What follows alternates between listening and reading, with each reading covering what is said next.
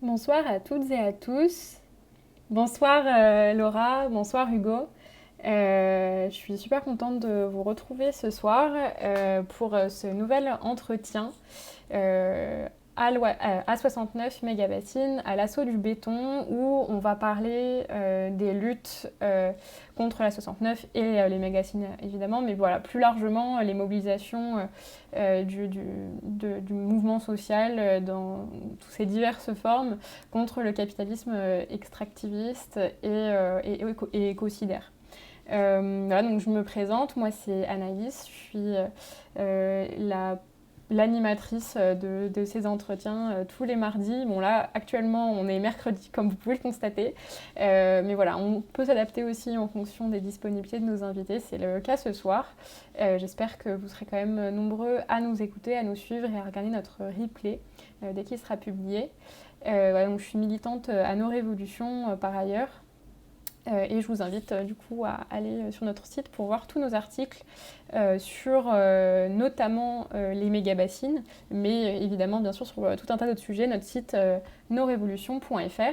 Donc Hugo, tu es l'intervenant de Nos Révolutions ce soir pour nous parler de l'article que tu as écrit, enfin que tu as rédigé et qui a été discuté plus largement par les militants et même beaucoup plus largement, mais voilà, donc pas entre autres par les militants de Nos Révolutions et d'autres personnes qui ont souhaité se rallier à ce parti pris.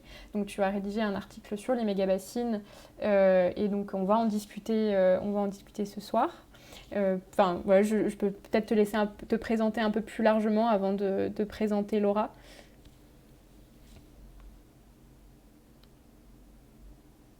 Ah, excuse-moi, en fait, je me suis dépêchée et j'ai oublié de remettre vos micros, mais c'est bon. Vas-y. Ouais, merci. Je disais bonsoir et que j'étais content aussi de participer à cette discussion. Donc moi aussi, je suis militant communiste dans la Vienne. C'est aussi pour ça que je suis concerné par le sujet des méga-bassines. Et donc tu le disais, je participe aussi un peu parfois à filer des coups de main sur le média Nos Révolutions. Très bon média, je vous conseille de le regarder, de le lire. Euh, depuis peu, je suis aussi agriculteur dans ma vie professionnelle. Je suis éleveur, voilà. Éleveur de quoi? Éleveur Ça veut dire. de chèvres Ah, poitevines, très exactement, pour faire du fromage? pour faire du fromage. Trop stylé. Merci beaucoup Hugo pour cette brève présentation et bonsoir aussi Laura. Laura, du coup, tu es médecin, en tout cas interne actuellement, tu es en train de finir tes études et tu es aussi médic à la ZAD de la 69. Est-ce que tu peux te présenter également? Salut, donc moi c'est Laura. Je suis donc, comme tu disais, interne en médecine générale à la faculté de Toulouse et j'habite proche du tracé de la fameuse A69 entre Toulouse et Castres. J'habite au milieu. Du coup, j'ai rejoint cette lutte euh, avec les armes qui sont les miennes, à savoir celles de secouriste, médic, pour pouvoir aider, mais aussi ameneuse de chocolat chaud, bon plat, voilà, tout ce qu'on peut pour cette lutte-là. Et on en a besoin. Je te remercie aussi pour ta présentation. Je vais peut-être brièvement rappeler le format de l'émission aux personnes qui nous rejoignent. Pendant toute une première partie qui dure en général une trentaine de minutes, on discute d'un article qui a été publié sur Nos Révolutions. En l'occurrence, comme je l'expliquais juste à l'instant, on parlera du parti pris qui a été coécrit du coup par Hugo et qui s'appelle La lutte contre les méga-bassines, expérience et avancées décisives face au basculement autoritaire. C'est un article qui a été écrit en juillet, donc il remonte un petit peu et c'est cool parce qu'on pourra un peu voir qu'est-ce qui a changé depuis et comment on peut un peu même y compris revenir sur ce qu'on a dit et voir comment on peut aller plus loin vu l'actualité. Et ensuite, on discutera pendant une heure tous les trois. Voilà, en tout cas, moi j'animerai la discussion, mais je vais essayer de faire en sorte qu'on puisse avoir une chouette discussion, en tout cas une discussion intéressante, autour de la mobilisation contre la 69 et des alliances contre le capitalisme extractiviste et écocidaire.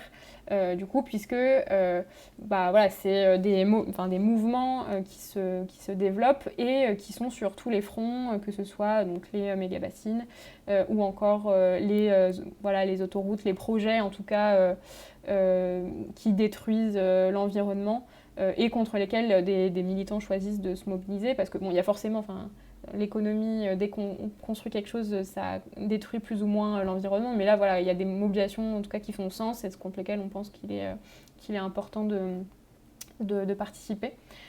Du coup, voilà, on aura 1 heure de discussion là-dessus, mais on va d'abord commencer par parler de ce parti pris, du coup, qui revient qui revenait en juillet sur la lutte contre les méga-bassines. Du coup, je disais que ça a été fait en juillet, c'est un peu évasif. Tout le monde n'est pas forcément au courant de ce qui se passait en juillet. Du coup, Hugo, est-ce que tu peux nous rappeler dans quel contexte cet article a été écrit et pourquoi on en a fait une prise de position collective à ce moment-là et pourquoi ça n'a pas juste été un article que tu as écrit, toi, en ton nom? Ouais. Donc cet été, là, fin juillet, on a sorti ce parti pris. On était peu après la deuxième mobilisation internationale contre les bassines de Sainte-Soline, donc Sainte-Soline 2, qui a été, vous en avez toutes et tous entendu parler, ça a été un événement très important et qui a été pour les participants et puis aussi peut-être pour ceux qui peuvent avoir de la sympathie pour le mouvement, à la fois très enthousiasmant vu la mobilisation extrêmement importante et tout un tas de choses intéressantes qui se sont passées là-bas, mais aussi un événement extrêmement traumatisant vu le niveau de répression qui a eu lieu et on a tous en tête ce qui est arrivé à Serge. C'était donc dans ce contexte-là, c'était un nouveau tournant répressif, je disais, dans la mobilisation, qui a été suivi assez vite par la tentative de dissolution des soulèvements de la Terre par le ministre Darmanin, qui a été suspendu depuis, et dont le jugement, au fond, va arriver dans les tout prochains jours. Ce qui est marrant, c'est que ça paraît quand même déjà très loin dans l'actualité de cette lutte qui est quand même extrêmement intense, quoi. Donc en tout cas pour les militants qui y participent régulièrement et beaucoup sur le terrain autour de chez nous, c'est des choses qui paraissent déjà très loin dans l'actualité. Donc je reviens pas sur la première partie du texte qui expliquait brièvement comment on en est arrivé là, pourquoi des gens veulent construire des méga-bassines et comment l'État met toutes ses forces pour les y accompagner. Donc je vous invite à y jeter un œil, à lire cet article si vous voulez les infos. Mais en tout cas, dans ce moment-là, il y avait, je crois, un enjeu d'explication de ce mouvement. C'est aussi ça qu'on a voulu faire, d'expliquer la composition de cette lutte, qui est très intéressante. C'est donc les réussites de cette expérience qui est à l'œuvre et qui, au contraire de ce que voudrait faire croire Darmanin et le pouvoir, qui ne se résume pas à un petit groupe d'éléments violents ou radicalisés qui manipuleraient tout le monde et qu'on pourrait dissoudre sur un petit coup de baguette magique autoritaire, quoi. Et donc il y avait évidemment aussi, puisqu'on était avant les audiences concernant la dissolution, un soutien à apporter donc au mouvement tout entier à travers l'opposition à la dissolution des soulèvements de la Terre. Et donc il y avait aussi une envie de plus largement de porter une analyse sur le mouvement qui pointe aussi donc à la fois les réussites et la pertinence de ce qui se fait, parce que ça peut aussi inspirer le reste du mouvement social qui a été confronté dans le même temps, à peu près dans le même temps, au même mur, dans la bataille contre la réforme des retraites, au même mur et à la même répression, en tout cas du même genre. Mais aussi, du coup, on voulait essayer de chercher les limites pour essayer de contribuer à faire passer un nouveau cap à ce mouvement. C'est un peu la dernière partie de l'article, passer d'un mouvement de résistance à un mouvement révolutionnaire. Quels sont les éléments qui manquent, sur quoi s'appuyer, voilà. Donc je ne sais pas si on a vraiment réussi, mais en tout cas on a essayé et on y a apporté une contribution. Mais je vous invite à vraiment aller regarder cet article, comme tu le disais Hugo, c'est impossible là, comme ça de dire tout ce qu'on a dit à l'intérieur parce qu'il est quand même assez fourni. Mais Laura, du coup, toi, tu avais, j'imagine, suivi ces mobilisations, vu que c'est des groupes militants qui se rejoignent, tu connais peut-être des militants et des militantes de la ZAD, enfin de la mobilisation contre la 69 qui y ont participé. Alors, je connais des gens qui ont participé aux grandes journées de mobilisation, mais des gens mobilisés sur le terrain au quotidien, je pense que finalement, en tout cas, c'est le cas pour chez nous, c'est c'est finalement des gens du terrain locaux qui peuvent être là au quotidien. Et donc, c'est compliqué enfin, en tout cas, moi, j'en connais pas. Finalement, sur le territoire, c'est quand même très loin. Voilà, je connais des gens qui ont été présents pour les grandes journées de mobilisation, Hmm. en tout cas deux d'entre elles, mais pas plus. Ok, donc c'était vraiment on rassemble les forces pour les grosses journées, mais sinon, bah, tu peux pas être au quotidien dans un endroit où tu vis pas, quoi. Ben, en tout cas, chez nous, c'est comme ça. Mm. C'est des journées où tu as l'impression d'être toute une puissance, et puis tout d'un coup, tu te retrouves avec ceux du quotidien, et en même temps, c'est normal, et en même temps, parfois, c'est un peu désespérant. Et en même temps, parfois, en tout cas pour chez nous, il y a les fameuses tentatives de ZAD qui ont eu lieu, et qui, elles, drainent de nouvelles personnalités engagées qui viennent en donnant du temps, genre une semaine, un mois, et qui sont prêts à rester ce temps-là, et donc qui sont pas sur place, mais qui finalement arrivent dans le temps long. Et ça, c'est cool aussi. Ok, on pourra en reparler plus longuement tout à l'heure. Hugo, et vu qu'il y a 4 mois qui se sont écoulés depuis la publication de cet article, vu qu'il a été publié en juillet, est-ce que tu pourrais un peu nous dire ce qui, à ton sens en tout cas, s'est vérifié ou non en citant des éléments d'analyse qu'on avait soulevés, et quelles sont les évolutions de la lutte, les nouvelles données à prendre en compte. Là, par exemple, j'ai vu que, je me souviens plus exactement, mais il me semble qu'il y a que en gros, les méga-bassines illégales vont être... Je sais pas si tu as vu, enfin, ça se trouve, t'as pas forcément suivi ça, mais j'ai vu un article en tout cas qui disait que les méga-bassines illégales allaient être supprimées. Donc voilà, quelle est l'actualité un peu de la mobilisation, où ça en est Ouais, j'ai vu effectivement passer ce titre aujourd'hui même dans un fil d'actualité Google obscur, qui disait effectivement ce que tu me dis là. Ça parle des bassines, enfin, de plusieurs bassines qui ont été euh, jugées illégales il y a déjà quelques temps en Charente, et dont certaines étaient déjà construites, parce que c'est un peu le mode d'action de ces gens-là. C'est ils savent qu'ils font un truc illégal, ils savent qu'ils font un truc qui est contre l'intérêt général et contre l'environnement, mais ils font tout.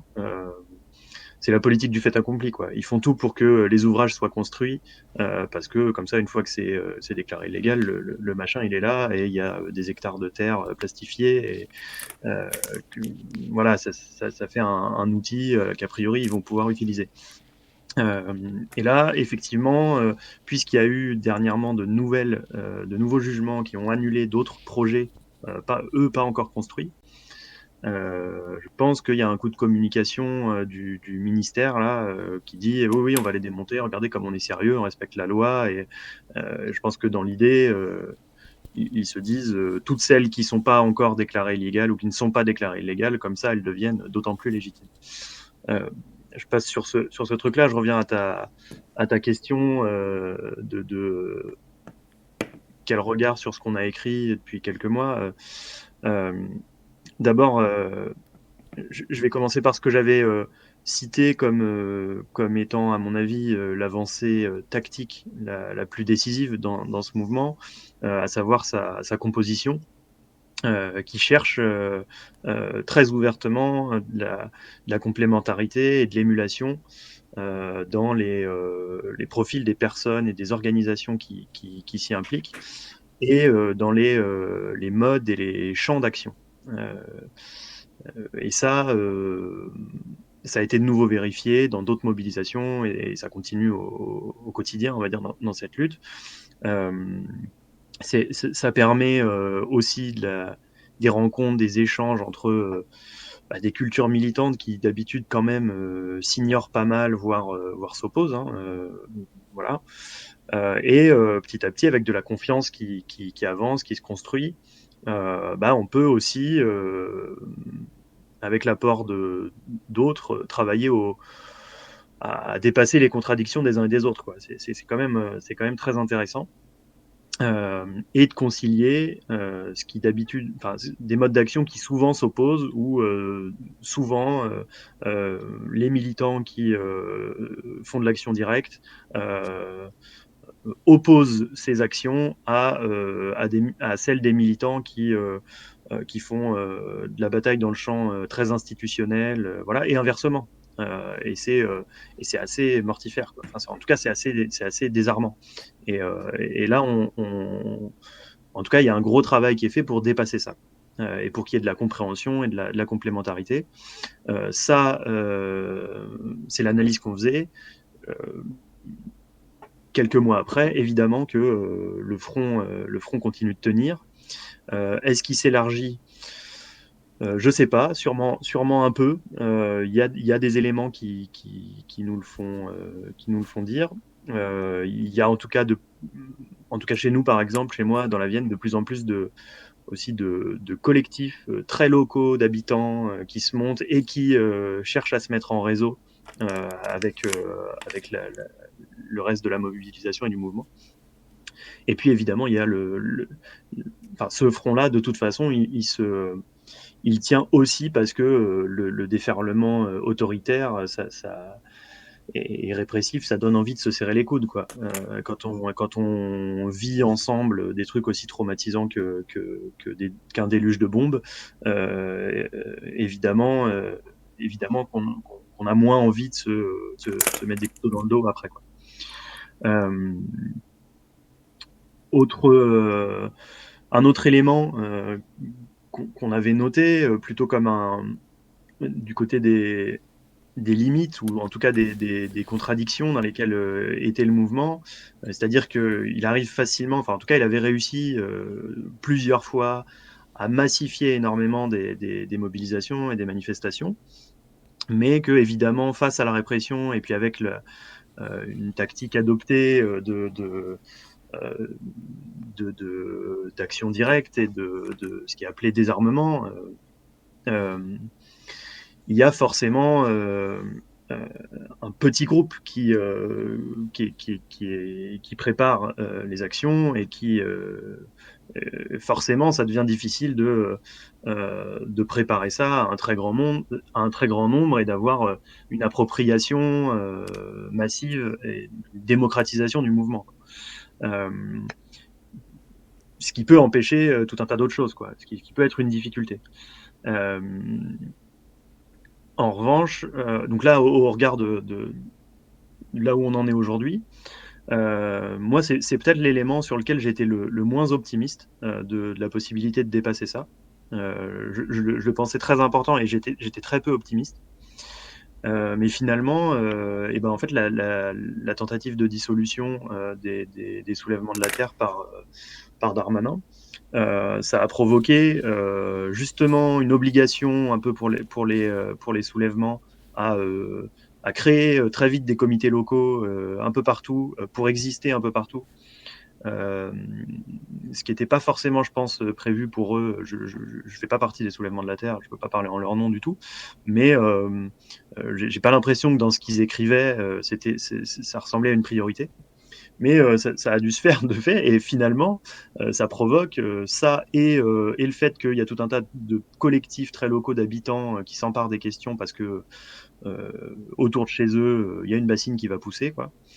On a passé un vrai cap. En tout cas, on est en train de passer un vrai cap d'appropriation et de démocratisation du mouvement.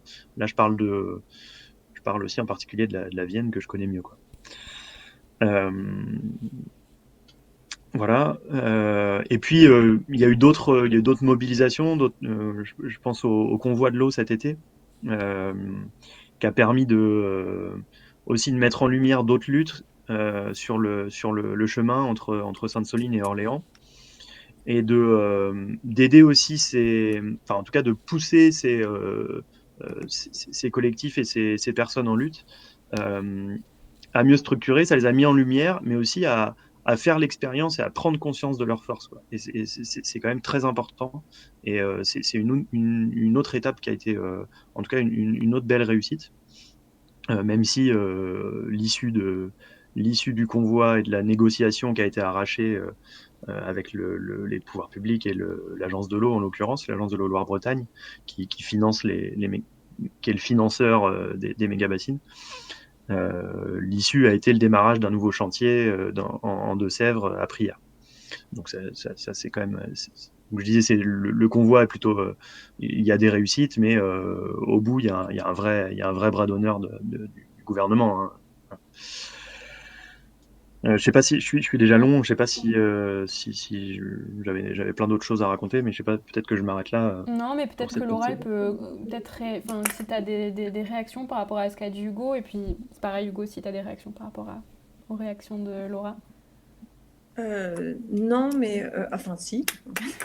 Euh, euh, c'est marrant parce que quand on a discuté la préparation de, de ce direct-là, tu nous demandais les rapprochements, et c'est vrai qu'il y a cette notion d'attaque de l'écosystème, de la terre, du vivant. Mais en fait, je me rends compte que les rapprochements et évidemment des organisations communes qui organisent les gros événements, mais je me rends compte qu'il y a d'autres points communs en t'écoutant parler, Hugo. Et notamment le premier, c'est un point commun qui vient de nos adversaires, qui est le fait de nous mettre devant le fait accompli. Cette politique-là, c'est exactement la même qui est utilisée à la 69. C'est-à-dire qu'on a des travaux qui avancent à pas de charge, à une vitesse comme, en tout cas les spécialistes le disent, comme rarement ça a été vu sur des chantiers, parce que, comme tu dis, le but c'est de ne pas attendre que la justice rende les jugements au fond, qui sont des jugements qui n'ont pas été rendus, hein, et que ça soit fait, comme ça a été le cas dans d'autres affaires, et comme c'est le cas pour des méga-bassines, pour dire ah ben, voilà, c'est trop tard. Et ça, c'est quelque chose de très frustrant et qui participe de la colère et du sentiment d'injustice que peuvent vivre les gens qui sont contre ce projet. C'est-à-dire que tu as l'impression que par les moyens financiers, par les copinages avec les élus, voire même au niveau plus national, hein, il y a un reportage qui a été super bien mené sur les intérêts financiers qu'il peut y avoir avec des gens qui qui ont financé les campagnes notamment de Macron et qui ont des intérêts sur cette autoroute. On voit que tout ça pas largement au-dessus de la démocratie et de la justice, sans que ça pose de problème à personne. Et voilà. Et donc ça nous fait déjà un point commun, mais qui vient des stratégies de nos adversaires. Et puis ensuite, il y a, j'imagine que c'est sans doute peut-être la même chose chez vous, ce que je dénonçais, c'est-à-dire la complicité des élus locaux, en tout cas pas tous, mais d'une partie des élus locaux qui ferment les yeux, voire même sont les bras armés des lobbies, quoi, clairement. Et ça, pareil, ça participe de l'injustice et de la frustration qu'il peut y avoir auprès des habitants du coin qui se disent, attends, mais mon maire, je l'ai élu, je vais le voir, on discute sur le marché, et derrière, il fait ça, quoi. Et, et voilà, ce double langage, c'est assez difficile. Double langage aussi de Carole Delga, qui est la présidente de la région Occitanie, et qui vient à la fête de l'UMA débattre à l'Agora d'un débat sur l'écologie et la sauvegarde de l'eau, comme une région pilote, Occitanie, dans l'écologie, et qui ne se fait aucune remarque n'est faite à propos du projet Écocide qu'elle soutient, et elle fait partie des gens qui le poussent à charge. Et ça, c'est très dur, voilà, de voir ce double langage complètement assumé et de ne pas se sentir entendu quand on le dénonce. Voilà. Après, sur la façon d'organiser, ce que tu disais, que tout d'un coup, des groupes militants se rencontrent, qui habituellement ne se rencontrent pas forcément. J'ai l'impression que souvent, en fait, les luttes concrètes nous rapprochent. Et puis, dès que c'est trop théorique, on s'éloigne. Et finalement, sur des terrains comme ça, concrets, eh bien, chacun a son rôle. Et ça marche plutôt bien. C'est-à-dire les élus qui soutiennent la lutte ont un rôle à jouer à certains moments. Les habitants locaux ont un rôle à jouer à d'autres moments. Les gens qui sont dans une démarche plus militante, globale, qui viennent de loin, qui viennent en soutien, en support sur les gros événements, ont un rôle à jouer. On trouve chacun nos places de façon assez évidente quand c'est concret. Voilà. Chez nous, en plus, on a plusieurs formes de lutte. On a les gens au sol et on a les écureuils. Ceux en bas, on s'appelle les abeilles. Ceux dans les arbres, c'est les écureuils. Voilà, chacun amène sa petite pierre. Et quand c'est concret, en fait, c'est OK, j'ai l'impression. Et ça, c'est assez chouette et c'est gratifiant. Après, ça ne veut pas dire que c'est parfait. Moi, je ne suis pas dans aucune des orgas qui organisent. Et pourtant, j'ai l'impression d'avoir ma place. C'est rare quand même dans les combats de se sentir légitime de participer ou voire même d'en parler ce soir. Alors que, tu vois, j'appartiens à aucune des orgas qui signent la lutte, mais parce qu'elles sont très open là-dessus, j'ai l'impression. Et ça, c'est chouette aussi, et c'est pas mal de s'en inspirer. Et l'élargissement, ce que tu disais, que ça s'élargit chez vous. Nous, ce qui actuellement, j'ai l'impression, permet un élargissement, en tout cas un nouveau souffle, c'est les usines à bitume. Parce qu'en fait, donc on a un tracé d'autoroute qui détruit du vivant pour financer des entreprises qui vont se faire de la thune sur le dos des gens qui habitent dans le Tarn, qui ne va en aucun cas dans l'intérêt des gens locaux, hein, parce que c'est pour les gens qui connaissent pas ce qui se passe, c'est que on a Castres, on a Toulouse, entre les deux, vous avez globalement 1 heure. C'est une départementale nationale par endroit, nationale principalement, avec des 2 fois 2 voies à plusieurs endroits qui va à 110. Moi, pour vous donner un exemple, je prends cette route très régulièrement, pas tous les matins, mais plusieurs fois par semaine. J'ai jamais été bloquée dans un bouchon. Les seuls endroits où il y a un bouchon, c'est en arrivant sur Castres, mais l'autoroute ne va pas du tout solutionner ça, ou en arrivant sur Toulouse, et l'autoroute ne va pas du tout solutionner ça.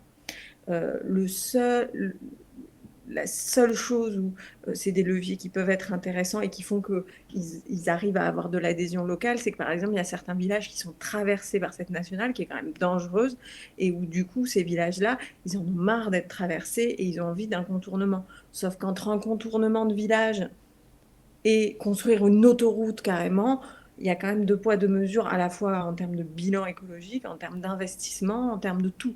Et donc cette route n'a aucune nécessité locale. Ils arrivent quand même à monter la tête de certaines personnes localement par des lobbies, notamment de leur faire croire qu'ils vont y gagner quelque chose.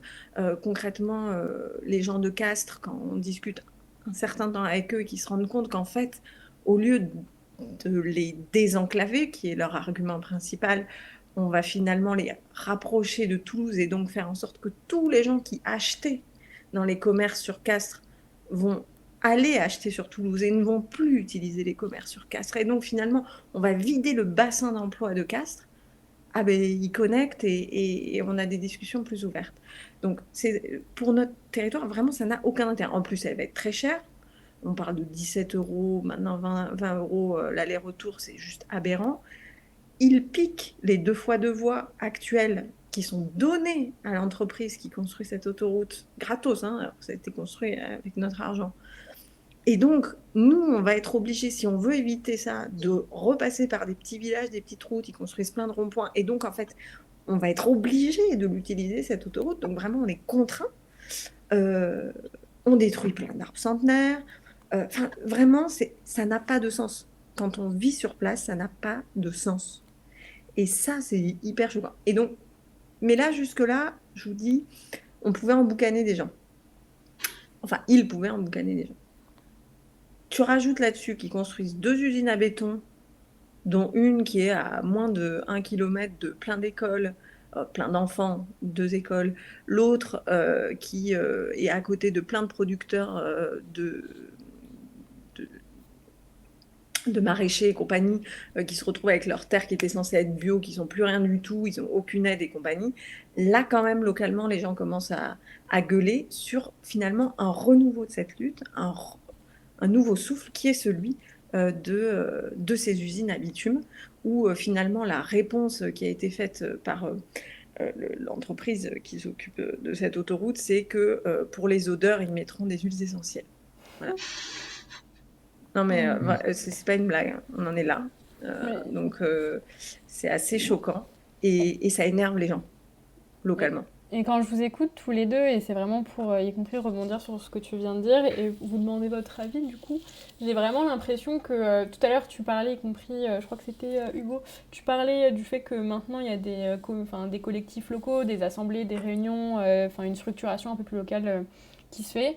J'ai l'impression que ce qui élargit le mouvement, donc Laura tu viens de parler de la création des usines à béton et à bitume, pardon. C'est vraiment ce truc de privation dans l'agression. Enfin, c'est une agression quand même. Enfin, on t'impose de défigurer l'endroit où tu vis, y compris avec des implications écologiques, nuisances, etc. etc. Et enfin bref, toutes les problématiques que tu viens d'évoquer, Laura, mais ça vaut aussi pour les méga-bassines. Donc une espèce d'agression qui est imposée, qui est contrainte, et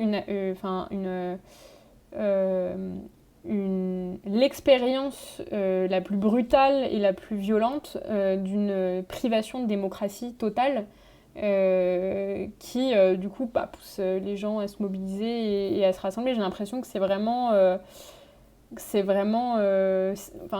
au cœur de ce qui mobilise aussi les gens, cette privation de démocratie et cette volonté de dire bah non, en fait, c'est nous qui décidons, ce truc-là est inutile, ça n'a pas de sens, ça va pas être possible.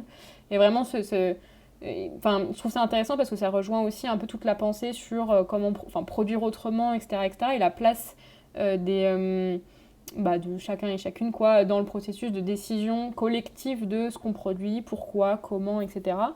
Et j'ai l'impression qu'on a là, en fait, sur ces mobilisations-là, un peu des prémices de fondations politiques existantes de cette nécessité de décider collectivement ce qu'on produit, comment, pourquoi, etc. Et donc c'est hyper important, je pense, même pour les mobilisations futures, répondre à la crise climatique, etc., que ça se poursuive. Enfin, je ne sais pas si je vois juste, je ne sais pas ce que vous en pensez, peut-être Hugo, je te vois hocher la tête, tu peux réagir. Si, complètement, je suis complètement d'accord avec ça et honnêtement, c'est aussi pour ça que moi j'y mets autant d'énergie et que ça me passionne, hein.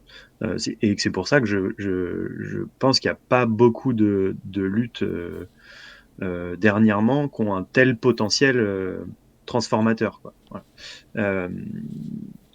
Le sujet de la gestion de l'eau et en tout cas des méga-bassines, autant que une construction d'autoroutes ou de telles infrastructures, ça a un impact palpable dans le paysage, sur l'environnement, sur notre santé. Ça touche concrètement à la vie des gens, quoi. Et même à leur expérience passée, quoi. Nous, c'est des rivières qui s'assèchent ou quand on vit pas très loin, bah, on y a fait du canoë, on y a pêché des poissons. Enfin bon, voilà, il peut y avoir tout un tas de souvenirs, quoi. Donc on touche au plus profond des gens. Et forcément, ça amène à se poser la question de la démocratie, quoi, dans la gestion de ce territoire et des ressources qui s'y trouvent, et donc de l'aménagement du territoire.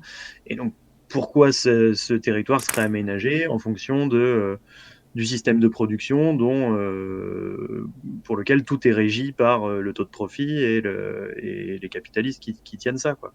Donc, ça amène forcément, quand on chemine avec ça, à aller contester le pouvoir de la bourgeoisie sur ces domaines-là et jusque dans les lieux de production. En tout cas, sur la question des méga-bassines, c'est comment est utilisée l'eau dans des entreprises capitalistes qui sont des entreprises particulières puisque c'est des exploitations agricoles. Et au bout, la réponse à ces menaces sur le paysage et sur nos expériences à chacun, quoi. La seule réponse qu'on peut avoir quand on s'inquiète de ça, et ben en fait, c'est de mieux habiter le territoire, de mieux se l'approprier, euh, et de se dire finalement que les ressources qui s'y trouvent, elles sont communes. On peut aller loin, on peut tirer des fils jusqu'à se dire que enfin, on raccroche avec l'idée de gestion des communs, quoi. Qu'il peut y avoir des statuts, des droits à la nature, et que viennent ensuite les droits de ceux qui l'utilisent, quoi. Et si on se pose ces questions-là, ensuite on peut se poser la question de ceux qui ont usage des ressources et du territoire.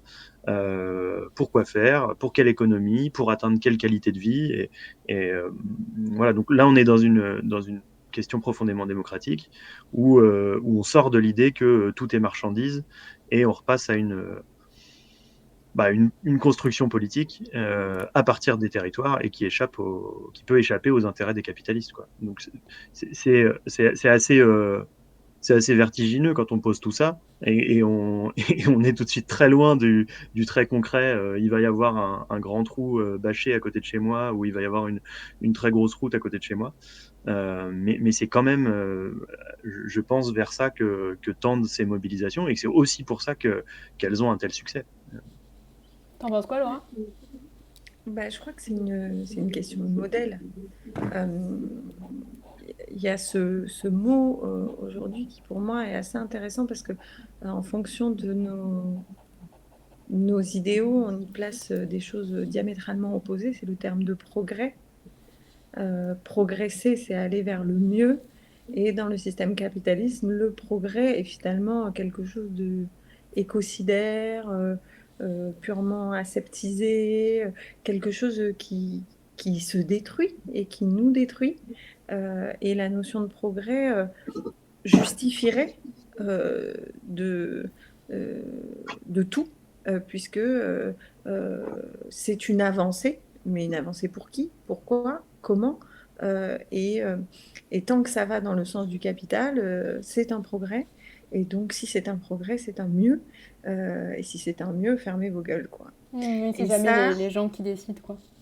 Et ça, c'est intéressant parce que pour moi, le progrès, c'est pas du tout ça. C'est quelque chose de très beau, le progrès. J'ai envie de progresser dans ma vie. J'ai envie qu'on progresse tous ensemble, que ma région progresse, que mon fils progresse, que tout le monde progresse. Mais moi, j'y mets pas du tout les mêmes enjeux. Je mets un enjeu justement de vivre ensemble, de progresser sur comment j'habite le territoire, comment j'utilise moins ma voiture alors que j'habite à la campagne, comment je consomme plus local. J'ai l'impression de progresser quand j'arrive à ne plus acheter quelque chose dans le supermarché, mais dans le marché du coin. C'est un progrès. Euh, mais voilà, ce terme-là, j'ai l'impression que dans des luttes comme celle contre la 69, c'est des mots qu'on se réapproprie. Et ça peut faire peur au capital. Parce que, et aux capitalistes, on se réapproprie l'idée d'aller vers l'avant et pas juste d'être dans le contre. Et aujourd'hui, une des choses qui fait chier royalement les gens qui portent le projet de la 69, c'est qu'on n'est pas, on n'arrive pas les mains vides, on arrive avec un projet qui s'appelle Une autre voie, qui est un projet porté par des scientifiques qui ont réfléchi à se réapproprier ce trajet Castres, Toulouse et tous ceux qu'il y a au milieu comme nous, parce que souvent les Castrais oublient qu'au milieu il y a tous les gens qui habitent sur la route, et comment ce territoire peut habiter ensemble. Je veux dire, si dans ta vision, tu vois comme un progrès le fait de pouvoir habiter à Castres et travailler à Toulouse ou l'inverse, on ne vit pas sur la même planète et on n'a pas la même vision du progrès. Parce que pour moi, ça, c'est pas un progrès de pouvoir faire des kilomètres de bitume et des kilomètres de route tous les jours. Euh, Au contraire, je voudrais que l'emploi soit mieux relocalisé à Castres, soit mieux relocalisé à Toulouse pour les autres choses, enfin, même s'il y a tout ce qu'il faut, mais vous voyez ce que je veux dire, ou sur le tracé. Mais par exemple pour Toulouse, qui est beaucoup plus d'agriculteurs, de choses qui puissent rejoindre, euh, pour se fournir en circuit court.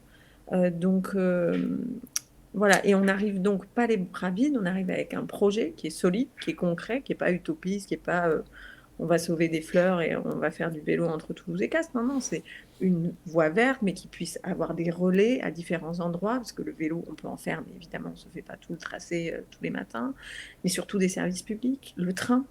Putain, le train, quoi. Je veux dire, c'est quand même réhabiliter nos voies ferrées, réhabiliter nos réseaux.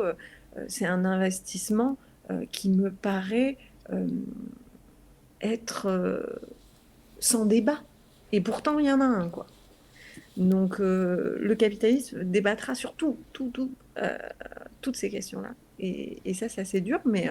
J'ai l'impression qu'il ne débat pas plutôt, que c'est nous qui débattons et Non, qui mais il sommes viendra nous complètement chercher partout. Je veux Ouais, dire, ouais. il lâchera rien. Tout endroit qui peut faire de la thune ou tout endroit qui n'est pas rentable doit mourir. Enfin, c'est très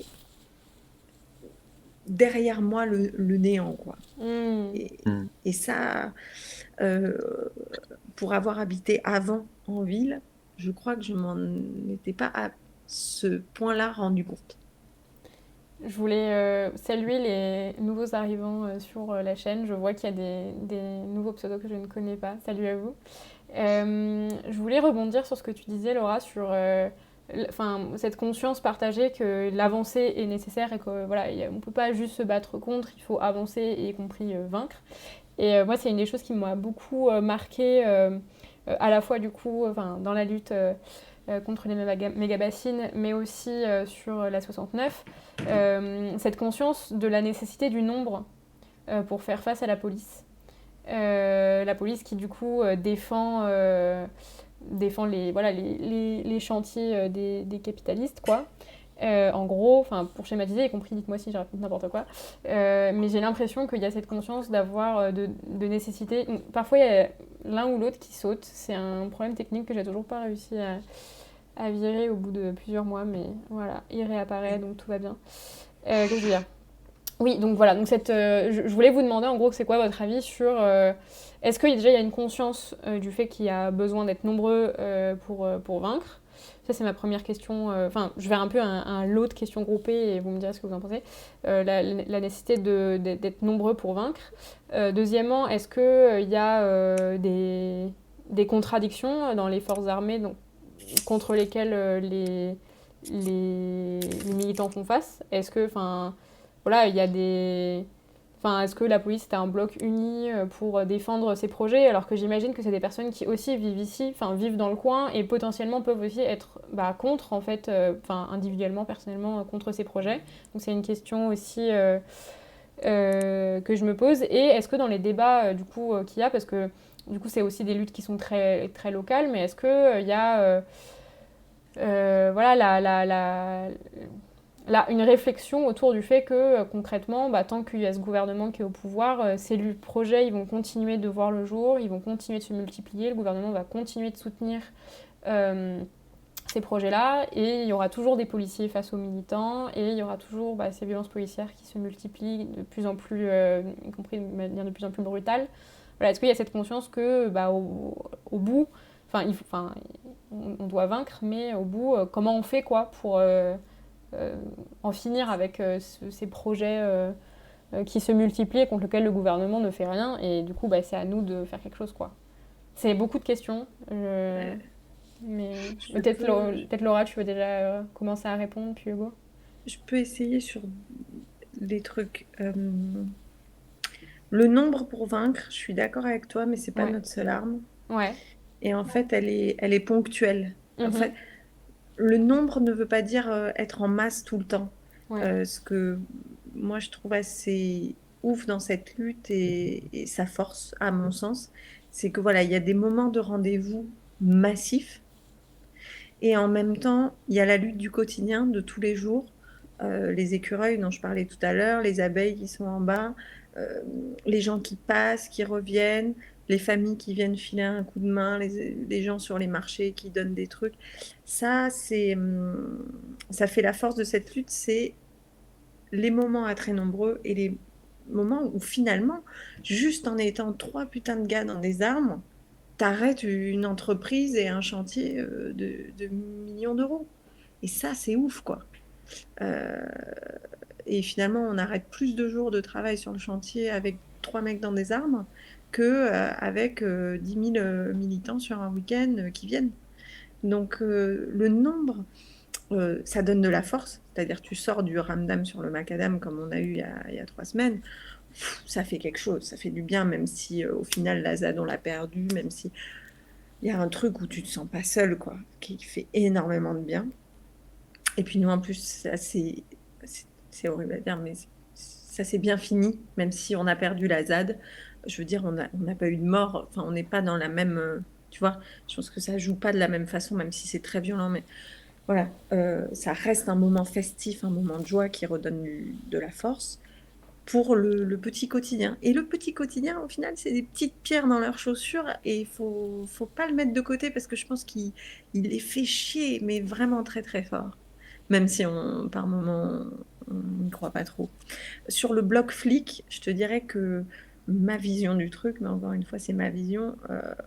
Tu vois le bloc militant? Tu vois le bordel et la mixité qu'il y a dedans? Et, et pourtant, à quel point globalement, quand on est face à face avec nos masques, parce que même ceux qui lancent pas des cailloux, ben, on porte nos masques et nos lunettes de piscine et notre sérum phi, et ben on a l'air d'être une masse soudée avec tous le même objectif alors qu'on est très divers. Et je te dirais que chez les flics, ils ont le même objectif parce qu'ils sont flics et qu'ils ont des ordres. Mais leur humanité à l'intérieur, je pense qu'elle est aussi complexe que la nôtre, et leur point de vue également. Après, nos points de vue sur les forces de l'ordre sont aussi divers en face. Tu, tu te rends compte que des mecs qui vont, je te dis, euh, jeter ce qu'ils trouvent par terre, rejeter une lacrymo et compagnie, 10 minutes après, ils essayent de leur parler en essayant de les convaincre. Et on en est tous là. On aimerait qu'ils fassent crosse en l'air, on aimerait qu'ils arrêtent de nous taper dessus, qu'ils disent ok les gars, les ordres ils sont pourris, on arrête, on y va. On n'en est pas là. Donc je dirais qu'on a deux jambes. Essayer de continuer à les convaincre, jamais lâcher. les accueillir à bras ouverts le jour où ils voudront bien venir. Mais en attendant, ça ne veut pas dire qu'on ne leur fait pas face, qu'on n'essaye pas de monter des barricades et qu'on y va quand même, tu vois. Mm. Je pense que les deux ne sont pas antinomiques, même si ça en a l'air de prime abord. Je pense qu'il faut jouer sur les deux tableaux. Et enfin, sur le fait qu'il faut voir plus loin, plus national. Nous, vraiment, le documentaire qui a permis de mettre en lumière les intérêts financiers de gens engagés dans la campagne de Macron, ça a aidé vraiment localement les gens à comprendre que les intérêts étaient beaucoup plus hauts que ce qu'on pensait. Quand ce chantier est devenu d'intérêt public, parce que c'est ce qui leur a permis de finir de terrasser des terres sauvegardées et compagnie, cette décision, elle a été prise par Elisabeth Borne quand elle était ministre des Transports. Tu vois ?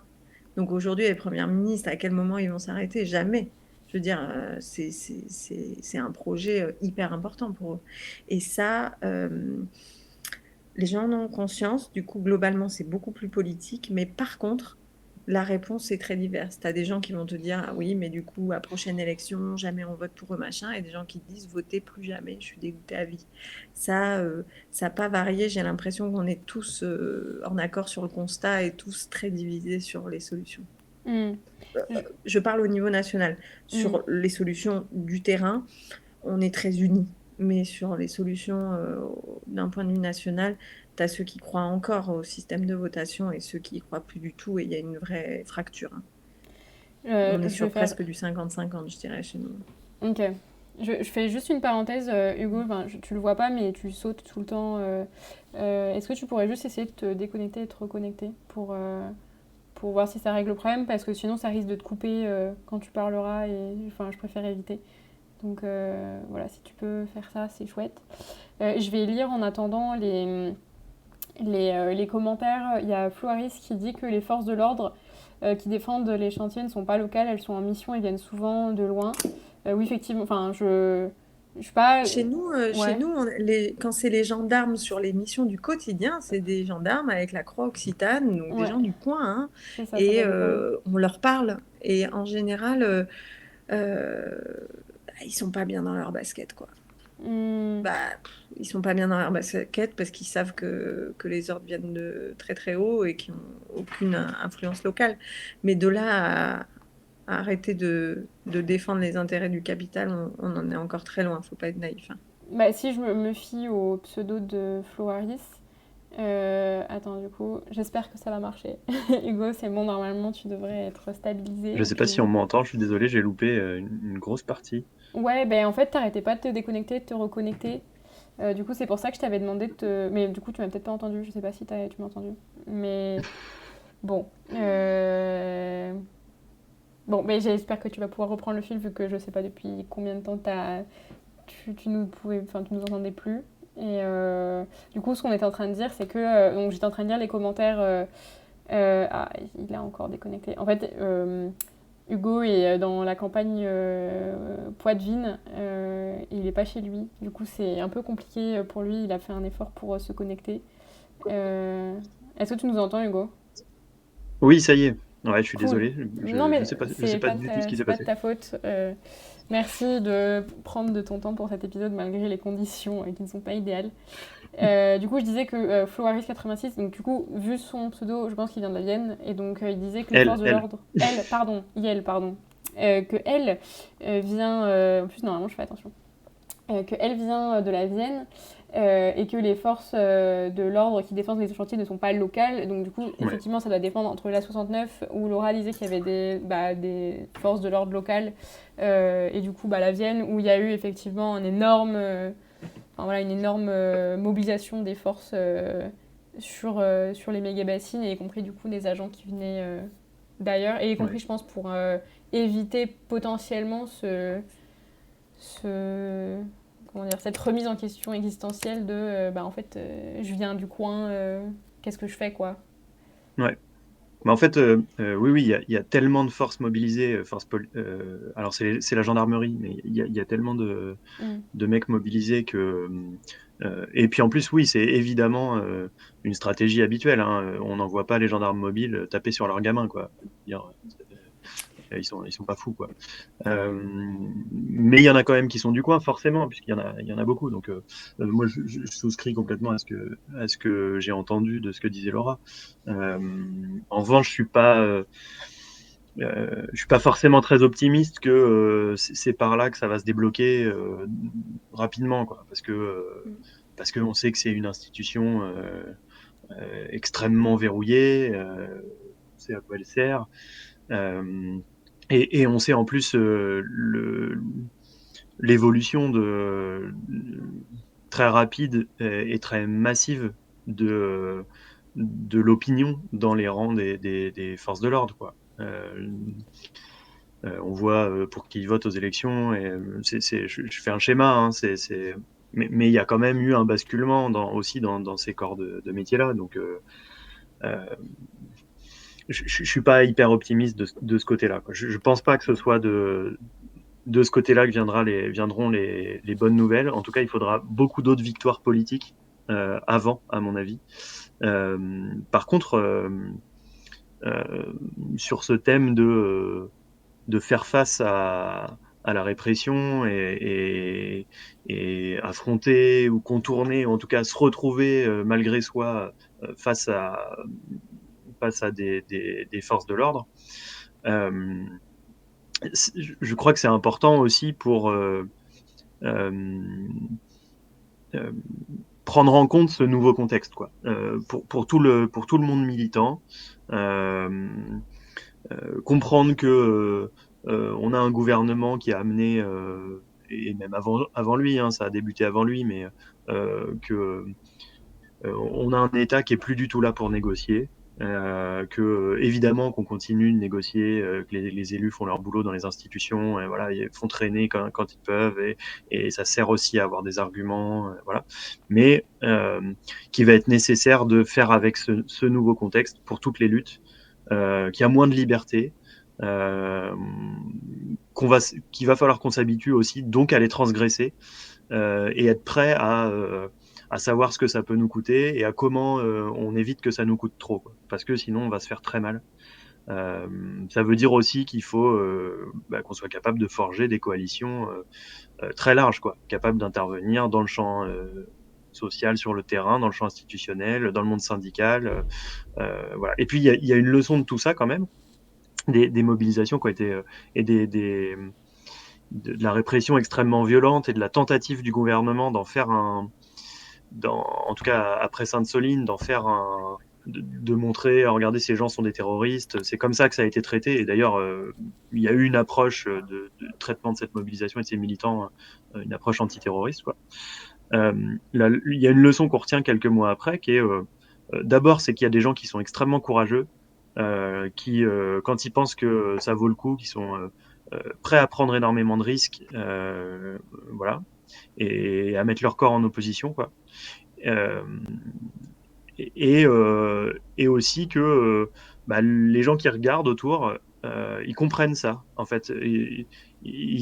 Assez massivement, quand on fait du porte-à-porte sur le sujet des méga-bassines, les gens ne disent pas vous êtes des terroristes, quoi. Ils disent moi, je sais pas faire ça, moi, j'aurais pas affronté les forces de l'ordre, mais je comprends. Quel autre choix il y a, quoi. Voilà. Quel autre choix il y a. Et ça me semble assez nouveau, quoi. C'est pas, ça me semble assez nouveau et assez massif, quoi. Voilà. Je suis assez d'accord qu'il y a cette résignation qui est très triste hein, comme constat, hein. À mon sens, c'est vraiment un échec de nos institutions clair et évident. Il y a une résignation à se dire que notre unique solution est la violence. Et j'y crois aussi de plus en plus qu'elle fédère autour d'elle. Ou en tout cas, elle est de plus en plus soutenue, comme tu disais, sans forcément être menée par beaucoup, parce qu'elle ne peut pas être menée par beaucoup. Elle est de plus en plus soutenue à leur façon.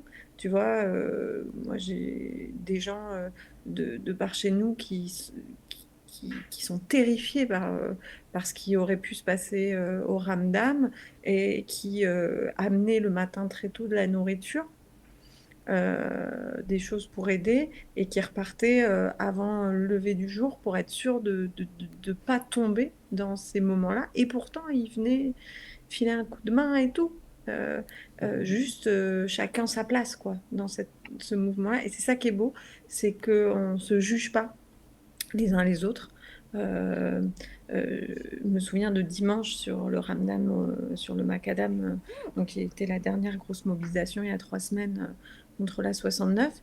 Le dimanche, tu avais un front qui essayait de reprendre la ZAD désespérément à droite. À gauche, tu avais des gens dans les tentes qui faisaient des siestes. Au fond, tu avais des enfants qui étaient en train de jouer, que les gens essayaient d'occuper parce que les flics avaient quand même essayé de caser le campement et donc les enfants étaient présents hein, et donc ils ont essayé de remettre un peu d'ambiance pour que les enfants passent le moment parce qu'on était quand même sur un truc festif, familial et tout d'un coup les flics sont arrivés ni une ni deux et ne sont pas allés que sur l'endroit où il y avait la salle, ils sont allés à l'endroit où il y avait tout le monde et qui était un endroit censé être un safe space quoi.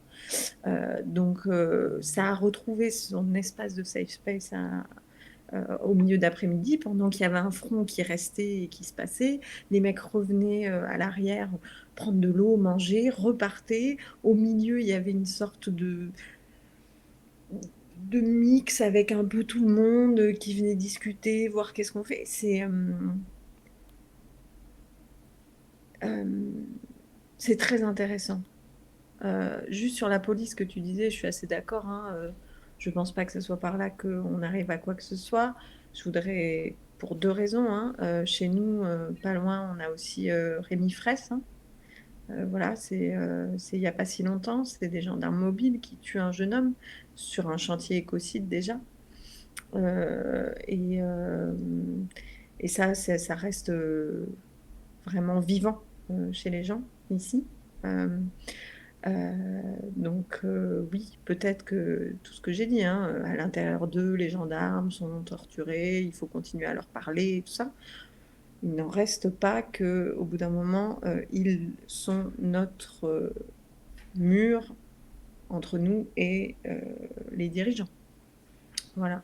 Juste Ils par sont rapport en à travers ça, de notre route. par rapport à ça, je vais lire un commentaire qui a été mis par Hugo Caco sur le chat qui dit que, justement par rapport au mur dont tu parles, dans lequel il faudrait bien un moment et réussir à faire une brèche, il dit le seul moment où ça a vraiment vacillé côté police, c'était lors du mouvement des Gilets jaunes. Dans mon coin, il y en a même qui sont passés du côté de la manif, du blocage du péage. En pleine opération de maintien de l'ordre, il y a sûrement eu des choses à retenir de cet épisode. Et c'est là où je voulais en revenir sur le deuxième point. Ouais. C'est que, oui, en effet, c'est une forme d'espoir et en même temps, moi, ça me fait flipper.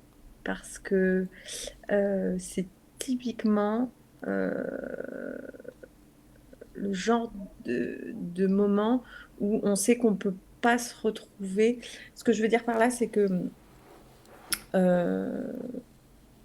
les motifs sont des motifs économiques sur lesquels on se retrouve, mais en fait, on va très vite se diviser sur les questions notamment d'immigration, parce que vraiment,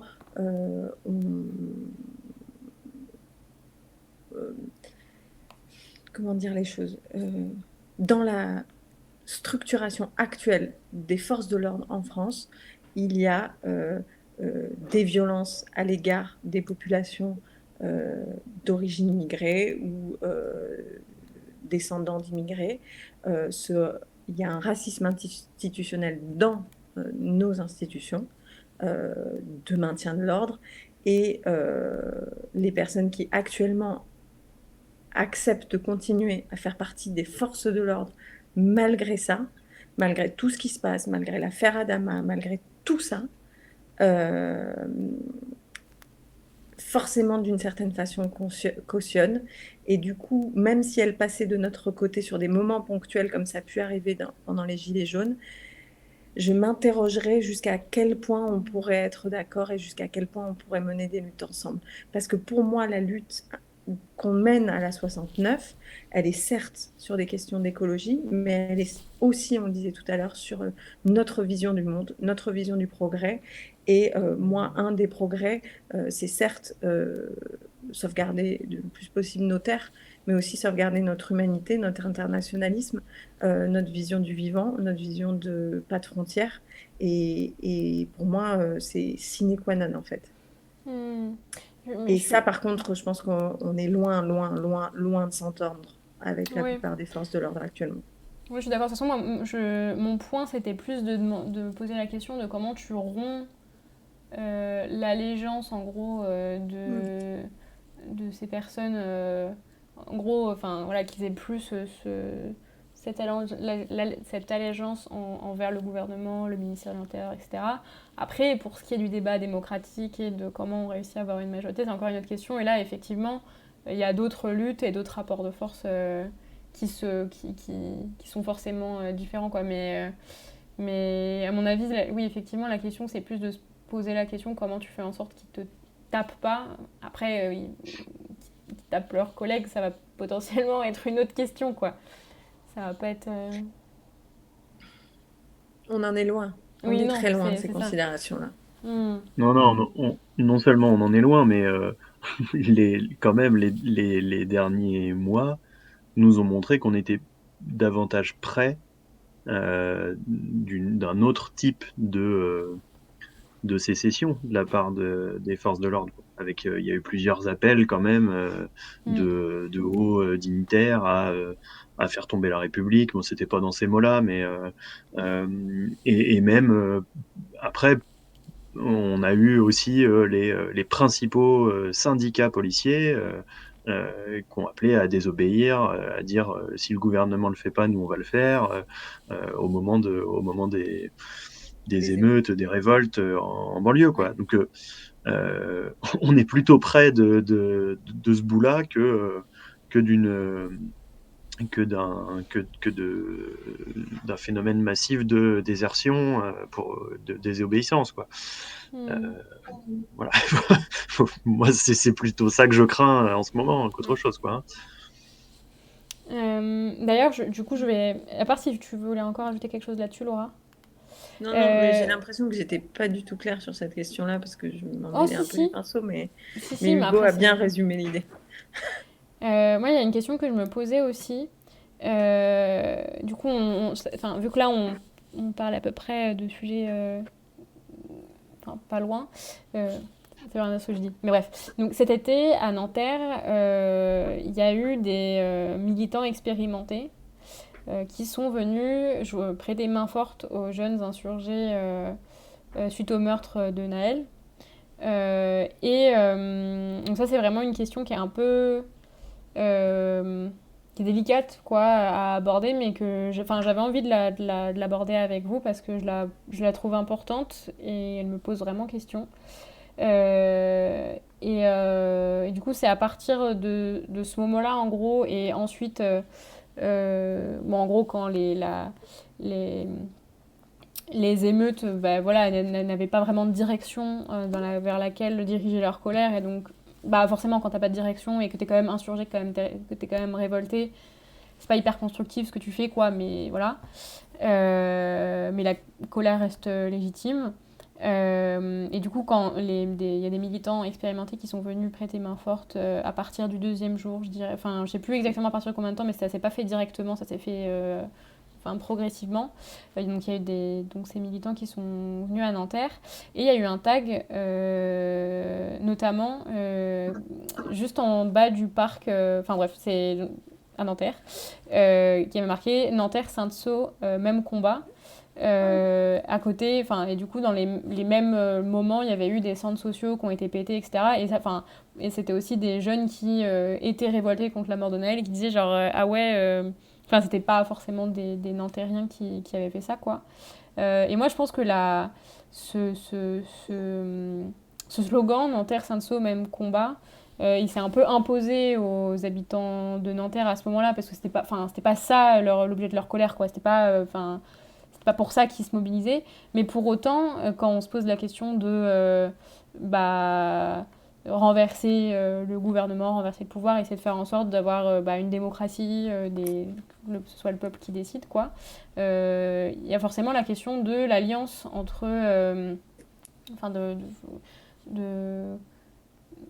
que les forces mobilisées contre les violences policières et contre, en gros, la maltraitance généralisée des banlieues, et que les forces mobilisées contre le capitalisme extractiviste, écocidaire, etc., etc., et y compris les violences policières dans ce cadre-là, que ces forces se rejoignent. Euh, et ça semble quand même vachement éloigné, quoi. Enfin, quand tu regardes les banlieues populaires et que tu regardes ce qui se passe du coup dans des lieux vraiment différents, quoi. C'est pas du tout les mêmes populations, c'est pas du tout les mêmes quotidiens, les mêmes, pas forcément les mêmes revendications avant qu'il y ait des mobilisations communes qui émergent. Voilà, qu'est-ce que vous en pensez? Comment pourrait se construire des liens? Est-ce que c'est une question que se posent les soulèvements de la Terre, par exemple? Je ne sais pas si vous en avez entendu, enfin voilà, si c'est des débats que vous avez entendus. Euh, voilà, ma question était très longue parce que j'essaie de mener au bout le questionnement. Je suis pas sûre qu'on puisse parler de militants expérimentés qui Mhm. seraient venus faire ce tag-là, parce qu'au final, si tu veux,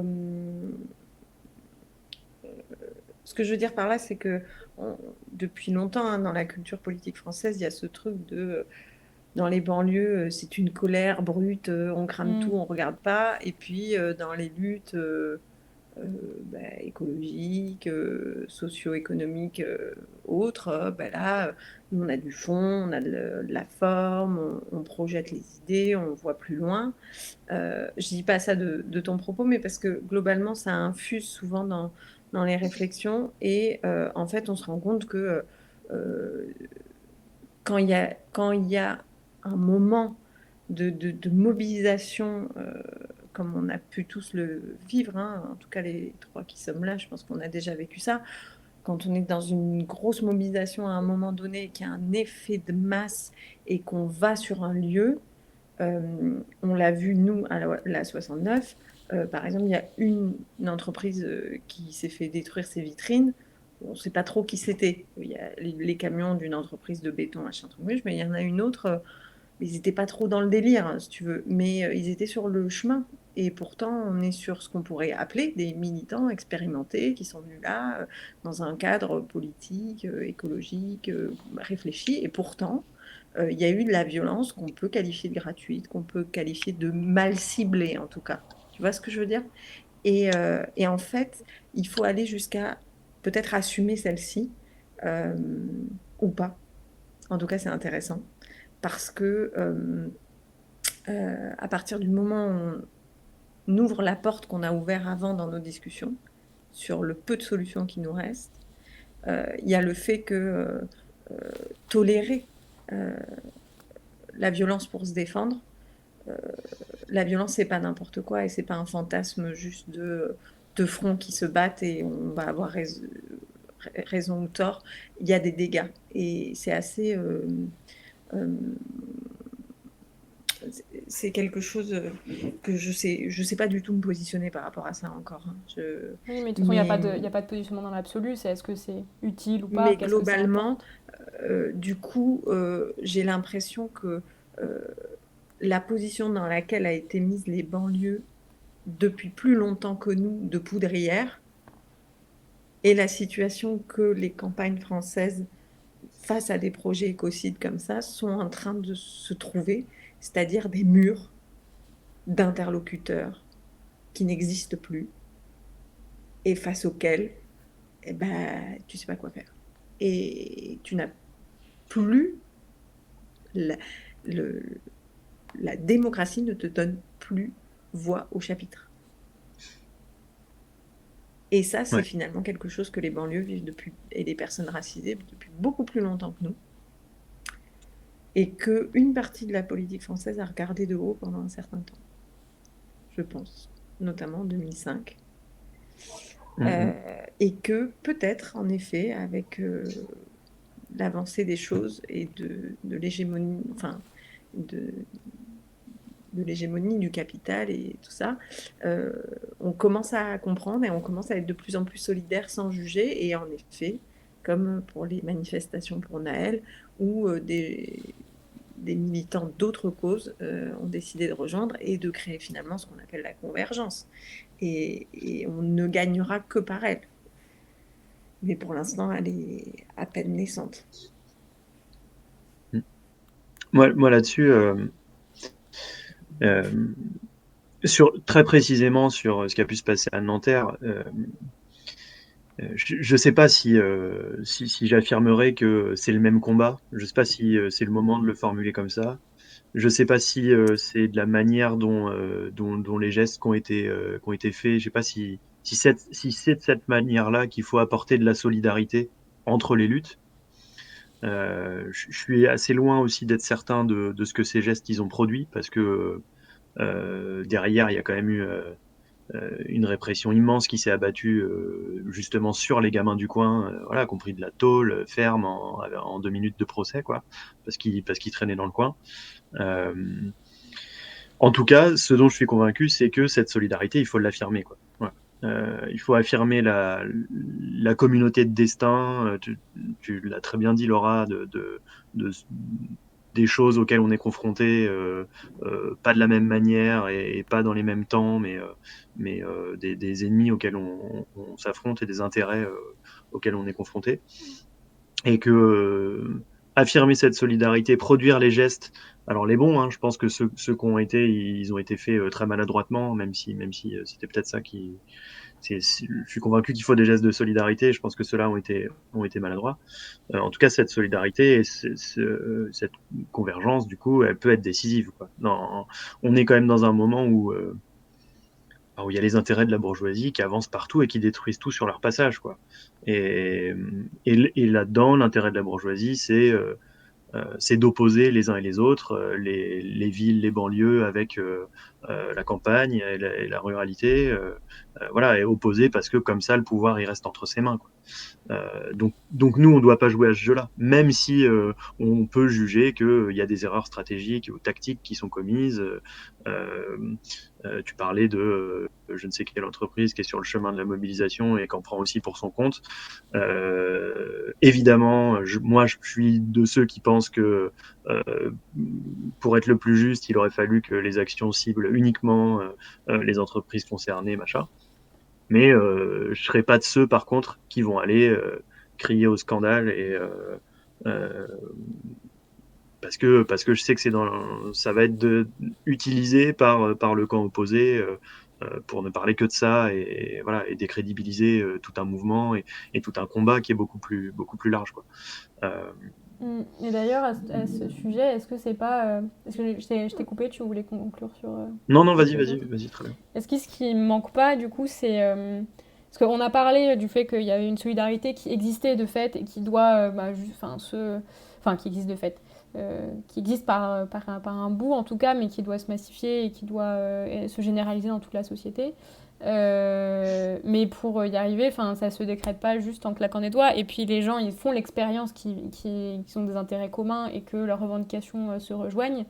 Mais il y a un gap entre ça et se mobiliser, s'appuyer dessus pour se mobiliser encore plus largement, etc.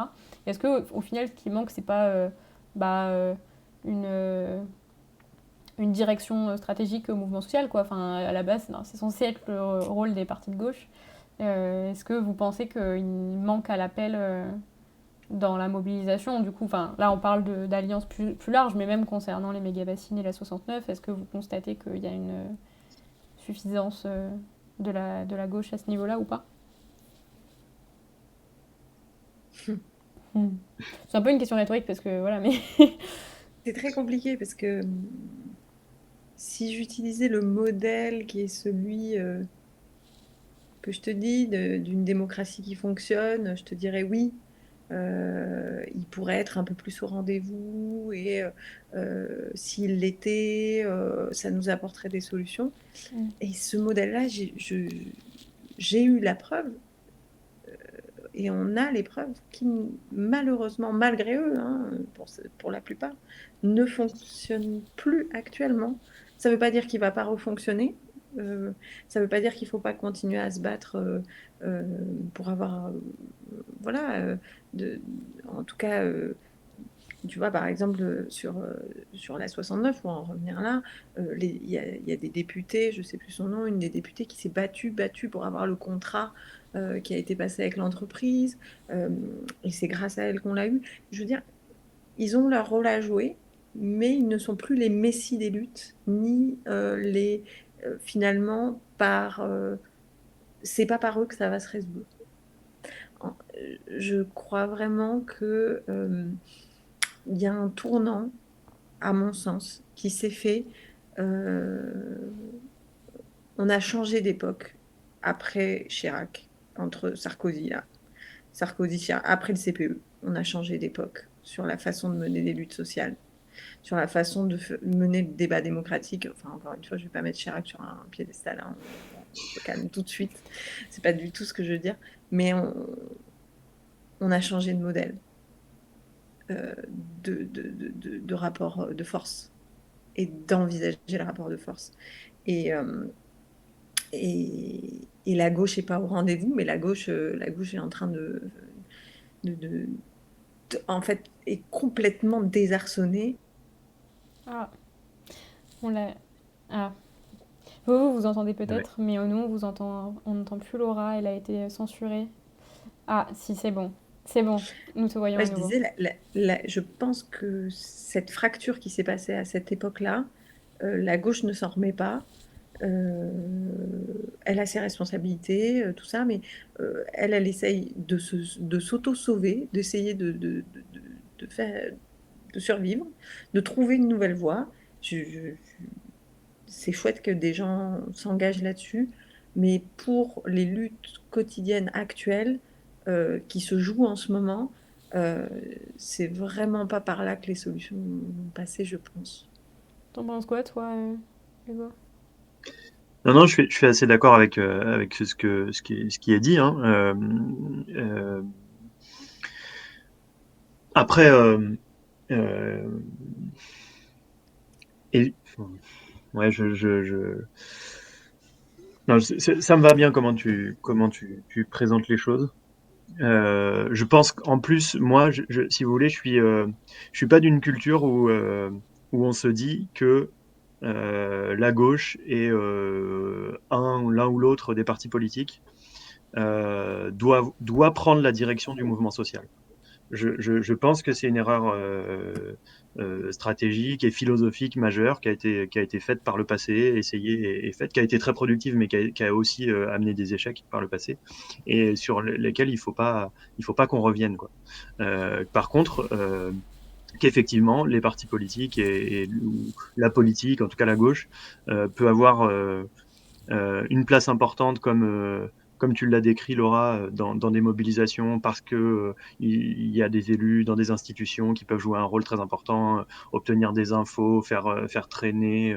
Bon, voilà, il y a plein de choses dont on peut se servir dès maintenant, mais il manque un gros morceau, à mon avis, que la gauche arrive plus à jouer.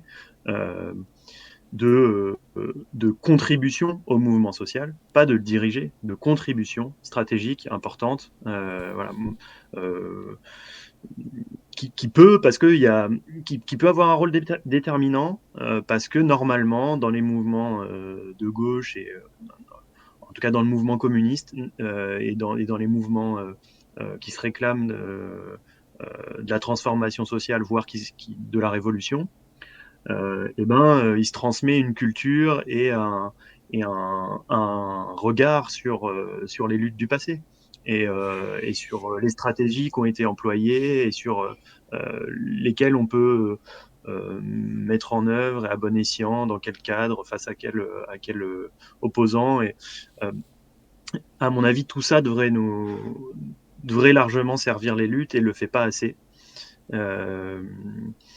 Euh, et puis, il y a passer le cap aussi, en tout cas, de donner envie euh, de construire. Là où on a parlé un peu au début, Laura, tu disais, euh, il y a un rassemblement entre plein de gens qui se fait, une coalition très importante qui se fait en opposition à des projets très concrets et dans la mobilisation, c'est facile de se rassembler. Et c'est beaucoup plus difficile quand on veut parler du fond et de qu'est-ce qu'on fait après, comment, voilà. Euh, euh, Là-dedans, dans l'élaboration, les militants politiques pourraient jouer un rôle, puisque normalement, c'est quand même un peu ce qu'ils cherchent à faire au quotidien, quoi. Je pense qu'ils le font pas assez aussi, parce que je suis très d'accord avec toi, parce que ils sont trop occupés par les batailles boutiquières et politiciennes ou opportunistes, hein, voilà. Euh, mais ça veut pas dire que ça se fait pas. Et en fait, même ça se fait sans eux, quoi, pour la plupart du temps. Alors un peu, hein, nous, il y a quelques gens des partis qui participent aux mobilisations et à la construction d'alternatives, mais tout ça se fait quand même sans eux, quoi. Il y a une construction Mais en fait, politique qui avance. Quand je disais tout à l'heure, on parlait d'habiter le territoire, tout ça, euh, il y a des choses qui vont se construire à partir de ces mobilisations, parce que quand on passe du temps ensemble, on fait pas que courir dans les champs, quoi. Il y a énormément de choses qui se discutent, il y a des scientifiques qui apportent du contenu, il y a des assemblées qui se tiennent, il y a énormément de partage, et petit à petit, ça produit quand même une culture commune, une réelle construction politique, quoi. Voilà. non, je suis tout à fait d'accord avec toi. Les militants sont là, hein. Mm, C'est juste la structuration comme on a pu connaître à une époque, d'arriver avec les partis politiques qui viennent en tant que tels. Mais c'est peut-être pas plus mal, parce qu'il y a vraiment une époque où ils venaient, et pour certains, ou par endroits, avec cette idée de récupérer pour les servir. Et ce qui a dégoûté pas mal de monde. Moi, j'avoue que la façon de militer alors je vais passer pour une vieille, alors j'ai 33 ans, mais des jeunes euh, de Extinction Rebellion, de La Voix est libre, euh, voilà, toutes ces orgas, ça, les soulèvements de la terre, c'est ça que je cherchais, c'est assez bluffant. J'en parlais avec Minerva avant. C'est c'est complètement déroutant pour quelqu'un qui a été militant dans des organisations traditionnelles. Et ça marche. Pourquoi pas le Danté, quoi. Hmm. mm, Ouais, ouais. En fait, moi, la seule chose qui me pose question là-dedans, et je rejoins ce que vous disiez, enfin, je suis d'accord avec le fait que de toute manière, tu peux pas imposer une stratégie par le haut, ou tu peux pas imposer euh, voilà, les choses, enfin voilà, c'est les militants sur le terrain qui sont les plus, en général, à même de savoir qu'est-ce qui est le plus, le plus intelligent à faire. Moi, du coup, la seule chose qui me pose question, c'est tu peux obtenir des victoires localement avec cette stratégie-là, mais il restera toujours la question de la prise du pouvoir. Et c'est ça, en fait, moi, qui me posait question sur comment tu fais en sorte. Parce que, moi, je suis d'accord que si on parle de la question de la gauche en tant que parti, etc., quand je parlais de la gauche, je parlais en gros des personnalités politiques identifiées qui prennent la parole publiquement au nom ou en tout cas identifiées comme étant des porte-paroles, soit autoproclamés, soit pas du tout, et juste qui s'imposent comme tels de la gauche. Des personnes dont je veux parler, de manière très large. Certains opportunistes et concrètement qui ne sont, enfin voilà, en tout cas qui sont pas dans le camp des travailleurs, et d'autres qui essayent vraiment sincèrement de participer, en tout cas en proposant des, des stratégies communes. Voilà, ma question c'est comment tu fais en sorte que cette mobilisation elle soit pas victorieuse uniquement, que ces stratégies elles soient pas victorieuses uniquement localement, mais comment on fait en sorte que on puisse prendre le pouvoir, quoi, parce que à la fin tous ces collectifs locaux qui se construisent, qui peuvent obtenir des victoires ou alors qui subissent des défaites mais qui du coup se construisent quand même et tout, euh, À la fin, si c'est pas le gouvernement qui tombe, on n'aura pas fait ça pour rien, parce que c'est important de lutter. Et de toute façon, c'est toujours, c'est toujours un peuple est jamais, voilà, un peuple est toujours mieux organisé, plus à même de se relever en combattant qu'en renonçant, même s'il subit des défaites. Mais voilà, en tout cas, moi, c'est la question que ça me Ouais. pose, quoi. Si tu veux que ton gouvernement il tombe, deux Ouais. solutions. Soit de l'intérieur, tu joues le jeu démocratique et tu essayes de les virer aux prochaines élections. Mm. Là, oui, clairement, la gauche n'est pas organisée pour et ils sont pas au rendez-vous, mais bon, ils font le job, hein, ils sont en train de batailler. On ne sait pas lequel sortira du chapeau, Ruffin, un autre, et puis ils essaieront et on essaiera avec eux comme on peut, comme à chaque fois. Soit c'est par une révolution. Concrètement, c'était deux alternatives. Ta révolution, on parlait de convergence tout à l'heure, je pense que la révolution, c'est toujours un sacré bordel. Et c'est jamais quelque chose de très organisé et très pensé euh, de façon stratégique. Quand tu re-regardes exactement, alors, la fameuse Révolution française, au final, les mecs ont pris la Bastille, c'était pas du tout, je veux dire, à côté, place des Vosges, ils étaient en train de faire le marché, ils se rendaient pas du tout compte que là, il était en train de se jouer l'avenir de la France, tu vois. Et pourtant, c'est à 400 mètres. Il y a quelque chose où, a posteriori, l'histoire fait que tu retiens des événements. Mais comment la mayonnaise prend, c'est toujours par des événements locaux. C'est jamais hors sol. C'est par des choses qui vont prendre, et ça va aboutir. Je crois qu'aujourd'hui, par contre, euh, euh,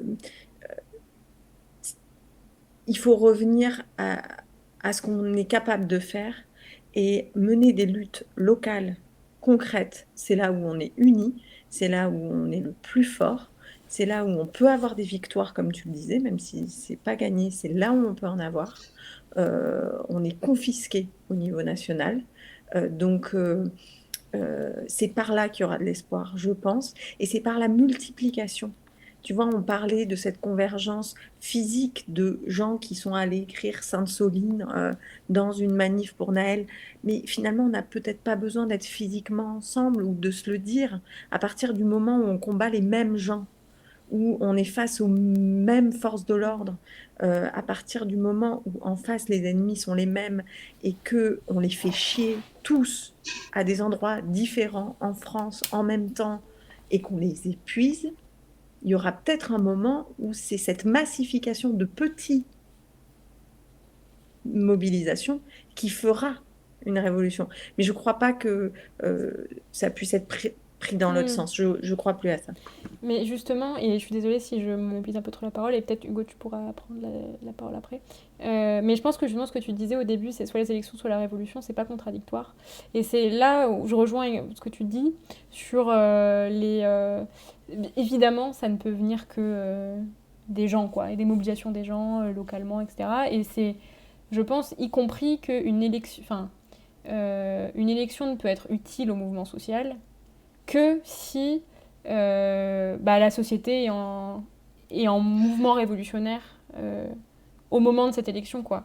Que effectivement, si c'est une élection sortie du chapeau où t'as machin et truc muche qui se combattent sur je ne sais quel programme pour savoir si oui ou non on est pour ou contre l'immigration, etc. Bon, déjà, c'est des questions sur lesquelles il est nécessaire de se positionner, évidemment. Mais c'est pas comme ça que tu renverses le pouvoir, et pas seulement en mode quel gugus tu mets à la tête de l'État, mais comment tu prends le pouvoir, quoi, genre dans toute la société, comment c'est les travailleurs qui récupèrent la maîtrise de tout ça.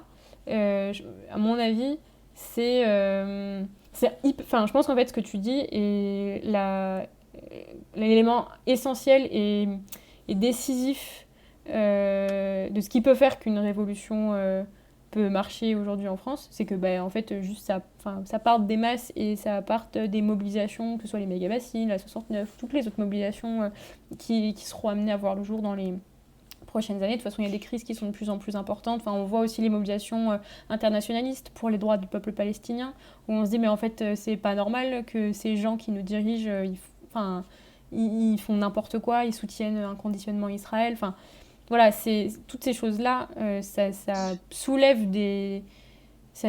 une incompréhension complète et une volonté de se mobiliser, quoi. Mais si ça reste à l'état de victoire locale, ben en fait, tu réponds pas à la question. Et du coup, à mon avis, en fait, le truc sur lequel on peut trouver une solution, c'est ne pas mettre en opposition, en gros, la révolution, le mouvement révolutionnaire local, quoi. Enfin, genre dans la matière, enfin dans la réalité, ça se passe dans des endroits, quoi, dans des villes, voilà, etc. Et un moment où tu dis, ouais, ben voilà, on reprend le pouvoir, ça peut être des élections. Après, ça a pu prendre différentes formes par le passé, hein, plus ou moins violentes. Les élections, c'est la voie un peu pacifique, quoi, pacifiée, disons. Mais en tout cas, ce moment-là, il va être nécessaire, quoi. On peut pas juste se contenter de soulèvements locaux, parce que sinon, bah, ça déroule, hein.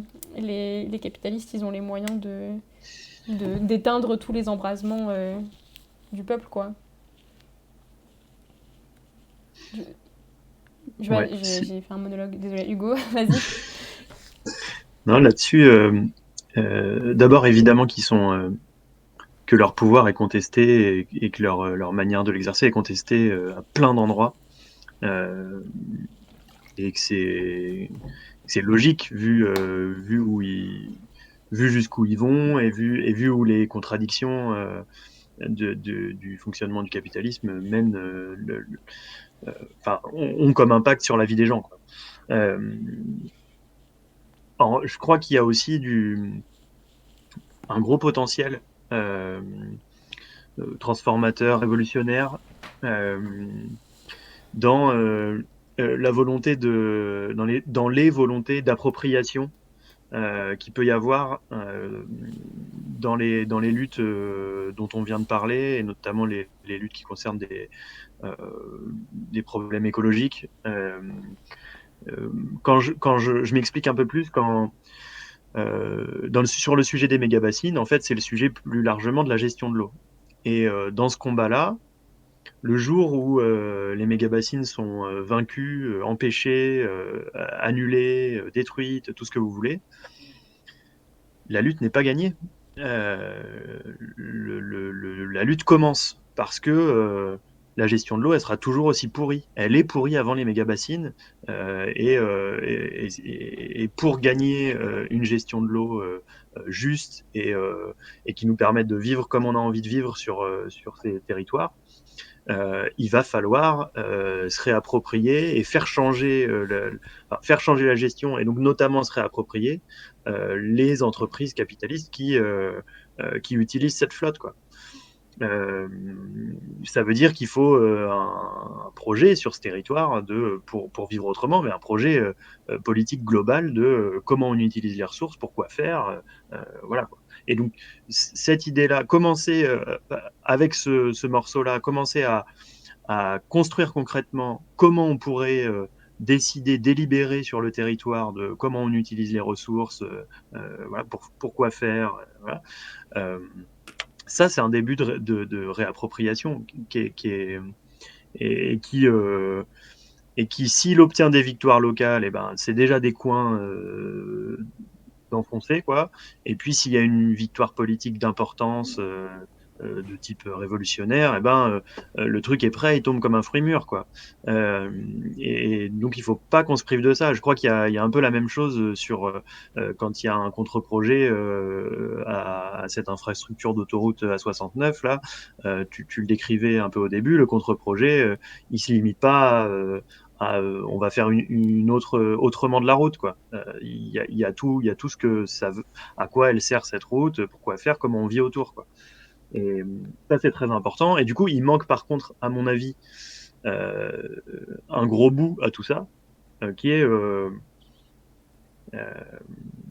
pour toucher au cœur du capitalisme, il faut toucher aux entreprises, quoi. Et donc, il va falloir qui est aussi envie dans les mobilisations sociales syndicales, qui est aussi une grosse envie de réappropriation des outils de production, quoi.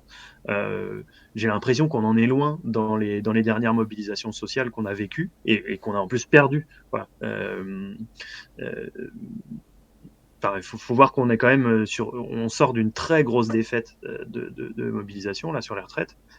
Et que je pense que c'est un des éléments qui a énormément manqué dans cette bataille des retraites, où évidemment que ça s'est cristallisé sur 60 ans et pas 64, voilà. Mais quel manque d'audace, quoi. On n'est même pas allé jusqu'à se dire qu'on voudrait prendre le pouvoir d'État, et encore moins à prendre le pouvoir dans les entreprises, quoi. Et c'est pourtant ça qui est au cœur du sujet. Et c'est clairement ça, enfin, la bataille sur la valeur et sur le pouvoir sur le travail que les capitalistes, eux, ils étaient en train de mener là-dedans, dans cette réforme des retraites. Et où ils ont fait un pas de plus, hein. Donc, en tout cas, je crois beaucoup à ce morceau-là, et pour donner un dernier élément qui me tient à cœur sur réappropriation, il y a un projet qui peut aussi, en tout cas une idée, une construction à mon avis qu'il faudrait mener et sur laquelle il faudrait travailler, qui peut aussi amener beaucoup de solidarité dans des problématiques entre ville et campagne, qui est la sécurité sociale de l'alimentation. Où on résout à la fois les problèmes d'aide alimentaire et de malbouffe en ville, et de l'autre côté, on remet la main sur qu'est-ce qu'on produit, comment on le produit à la campagne, quoi. Voilà. Laura, tu voulais réagir?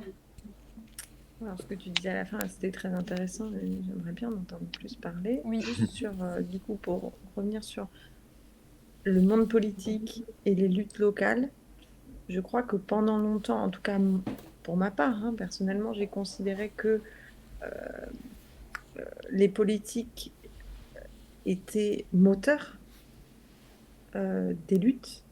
Et en fait, là, depuis un certain temps maintenant, et avec cette lutte-là encore plus, je me rends compte que c'est l'inverse. On a des moteurs locaux, et les politiques, je parle au niveau national, hein, je ne parle pas des militants locaux, les politiques au niveau national suivront, et suivront toujours, en fait. Pas forcément, quand je dis se réapproprier, c'est pas forcément pour tirer la couverture à soi, c'est qu'ils joueront leur rôle quand leur rôle sera joué. Si les luttes arrivent à prendre et à faire prendre des débats au niveau national et autres, eux, ils suivent, et c'est eux qui auront la parole médiatique, parce que c'est toujours comme ça, le jeu est ainsi fait. Du coup, je pense que vraiment, nous, à notre hauteur, notre rôle, c'est de mener ces luttes locales, et puis on verra bien ensuite pour faire le poids au niveau nationaux, quand les débats seront nationaux, quand, imaginons, on fait des états généraux pour une 6e République, tout ça, on viendra peser dans la balance, mais j'ai l'impression que nous menons nos luttes locales, soyons solidaires, voilà, parlons-en, communiquons, faisons finalement de la convergence au maximum, mais finalement elle se fait par le fait que nos ennemis sont communs, et je pense que c'est par là qu'on arrivera à construire les choses. T'as raison. De toute façon, à partir du moment où on lutte là où on est, ça ouvre toutes les possibilités, et si on lutte pas, il n'y a rien qui est possible, quoi. Donc, t'as totalement raison. Il y a Fazdixu qui dit 100% d'accord avec Hugo sur la sécu alimentation, la sécurité sociale de l'alimentation. Ce serait vraiment révolutionnaire, et moi je veux un article quand tu auras le temps, parce que c'est toujours la problématique. Mais tu vois, tu es demandé par Laura, par le chat. On veut en savoir hyper plus. intéressant. Oui, mais de toute Moi, façon, j'ai découvert à la fête de l'UMA qu'il y a des gens qui abordaient Qui le bossent sujet dessus. de la sécurité sociale de la mort, Ah oui, aussi, c'est un... qui est hyper intéressant, et hyper sur la précarité dans les décès et tout. J'ai trouvé ça hyper intéressant, et je voudrais en entendre plus parler. Et là, sécurité sociale alimentaire, pareil, ça tilte, c'est chouette, toutes ces notions. Toujours la sécurité sociale qui est au cœur des débats. Du coup, on s'approche de la fin. Nos téléspectateurs, je vous invite, téléspectateurs, nos viewers, je commence à parler comme si j'étais sur un plateau télé, n'importe quoi. Mais restez avec nous jusqu'à la fin. Mais voilà, déjà, je vous remercie pour la discussion qu'on a eue jusqu'à maintenant, qui était passionnante et qui a eu voilà, le mérite de vraiment poser, je pense, pas mal de débats qui animent le mouvement social en ce moment, et notamment les mobilisations contre, en gros, l'extractivisme, les écocides, etc. Donc merci beaucoup. Et du coup, je vais vous demander s'il y a un sujet qu'on n'a pas forcément abordé, mais que vous auriez aimé, dont vous auriez aimé parler, ou alors voilà, il y a un truc sur lequel vous voulez réagir, et au final, la discussion a continué, et vous vous êtes dit, bon, c'est pas grave. Je ne sais pas si vous avez envie de rebondir encore sur quelque chose, Laura ou Hugo. Moi, je voudrais l'importance des réseaux sociaux quand même dans ces luttes-là, qui n'était pas le cas jusque-là.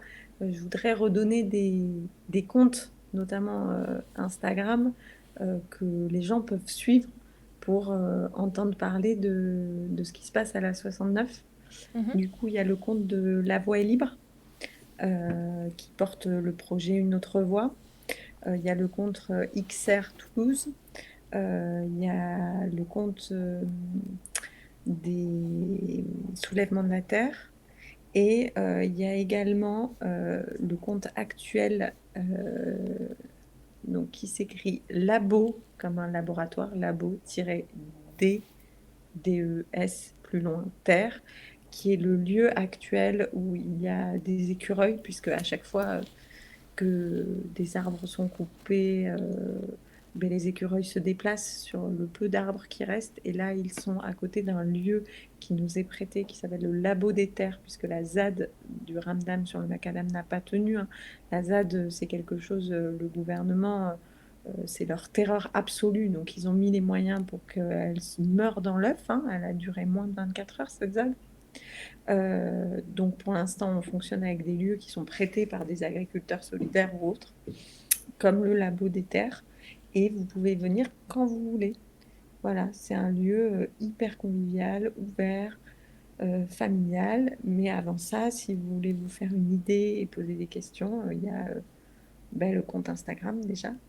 Et après, il y a des boucles de discussion sur d'autres réseaux si vous êtes intéressé et que vous voulez vous rapprocher, venir passer une journée, une semaine, un mois, un an. Voilà. Trop bien, merci beaucoup. Hugo, tu avais quelque chose aussi Ouais, j'aurais bien aimé aborder les évolutions très récentes du côté justice, Mhm. du côté des méga-bassines. J'ai essayé d'écrire un bout d'article qui devrait sortir sur nos révolutions dans quelques jours, pour faire le point là-dessus. Mais il y a quand même des trucs que je voulais signaler. D'abord, qu'il y a eu des victoires au tribunal administratif de Poitiers, qui ont fait annuler 15 mégabassines sur deux sous-bassins versants.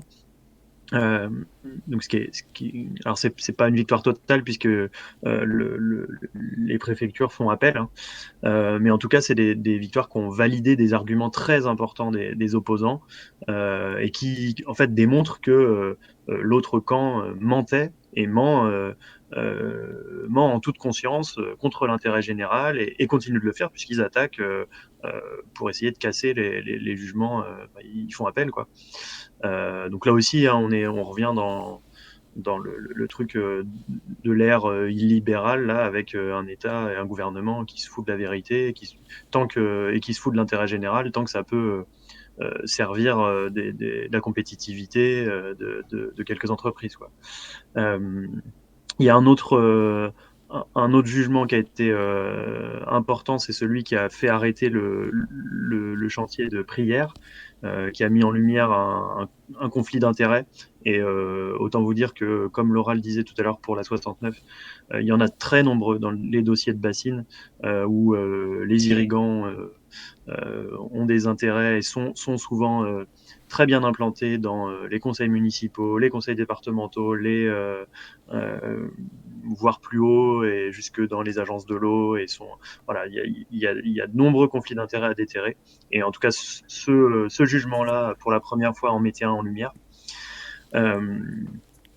Et puis demain, il y a dans la Vienne, à Poitiers encore, le procès que le préfet de la Vienne a tenté contre la ville de Poitiers et la communauté urbaine de Grand Poitiers, qui ont eu l'audace de donner des subventions à une association qui s'appelle Alternativa, qui a organisé il y a quelques mois un village des alternatives dans lequel étaient invités des militants de Bassine Non Merci, et il y a eu aussi un débat sur un atelier sur la désobéissance civile. Et au nom de la loi séparatisme et du contrat d'engagement républicain, notre cher préfet Girier, ex-directeur de campagne d'Emmanuel Macron, cible et fait un procès politique, fait de la politique à travers la justice pour essayer de décrédibiliser les villes de Poitiers et de Grand Poitiers, et de s'attaquer aussi au-delà à tout ce combat. Et puis il y a encore un autre procès, la suite du procès des camarades de Niort, où en fait l'État a ciblé pour se venger et pour essayer de décourager la mobilisation. Il a ciblé les porte-paroles du mouvement et même les responsables départementaux des syndicats. Voilà, ils se passent tous en procès dans un espèce de gros flou sur plein d'événements différents. Il y a très peu de faits véritablement constatés. C'est vraiment un procès politique de vengeance, quoi. Donc c'est à Niort le 28 novembre, et il y a de nouveau une très grosse mobilisation, et vous y êtes toutes et tous invités. Et enfin, il y a un procès qui est attendu, c'est un délibéré qui est attendu, celui du Conseil d'État concernant la décision de dissolution ou non des soulèvements de la terre. Ça devrait arriver autour du 15 novembre. Là encore, ça s'appuie sur la loi séparatisme. Et il y avait une bonne nouvelle avec la suspension de la dissolution. Et là, le rapporteur public n'a pas repris les éléments du dernier jugement et va plutôt dans le sens de Darmanin, ce qui est assez inquiétant, et ce qui dénote sûrement d'une intervention en très haut lieu pour un tel retournement, quoi. Là aussi, il risque d'y avoir des mobilisations autour de ça. Et enfin, je quitte les procès, mais il y aura une nouvelle très grande mobilisation internationale contre les méga-bassines dans le Poitou, qui aura lieu fin juillet. La date et l'appel sortiront cette semaine, ou la semaine prochaine, mais voilà. Laura, tu as essayé de mettre un lien sur le chat, mais ça n'a pas marché. J'ai toujours Ça pas se compris voit pourquoi. que je suis pas douée.